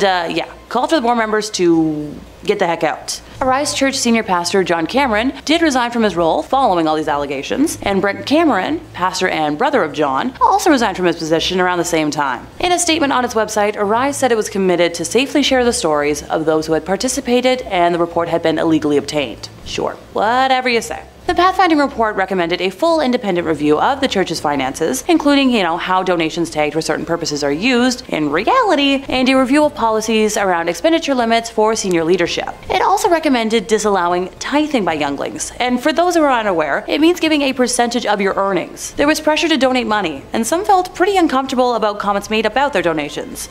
And oh no, I wish I could swear right now. Underage people should not have to give a percentage of their earnings to anything if they're working. In total, 545 people completed submissions for the review, including folks from every campus across the country, past and present ministry school students, current and former members, staff, and past board members. They revealed harmful practices that had continued up until present day, and a very significant number of people had experiences that caused pain and hurt. A review found racist remarks were said from those preaching on the stage, with some staff being told to focus on white kids. When troubling behavior was experienced by members, they felt unable to speak up due to the pressure to say yes and please senior leaders amid an honor culture that had a strong focus on leadership rather than Jesus. This culture created favoritism among members, and leaders sometimes used derogatory nicknames over a period of months for some individuals. So the reviewers heard from people who were pressured to continue working despite illness or serious injuries, including broken bones and concussions, and the dangers people faced driving through the night on no sleep to meet expectations, and operating heavy machinery after 17 hours of duty. Reviewers heard reports of people at the church who were part of the LGBTQI+ community being subjected to conversion therapy and denied opportunities to serve because of their sin. And when I tell y'all I almost burst into tears when I first read that, as an openly bisexual woman, in today's day and age, I just want to scream whenever someone claims sexuality other than heteronormativity is an abomination or a choice that can be changed. People are born this way and that's their lives. Let them be. It's not going to hurt your existence. Arise Church has reported a loss of almost $2.8 million, and after all of the above came out last year, I couldn't be happier. The average number of people at physical Sunday services fell from 4,000 people to under 3,000, and virtual services were attended by an average of 700 people, down from over 1,000. Numbers also fell across the church's programs for children, which went down 28%, and young people, which was down 62%.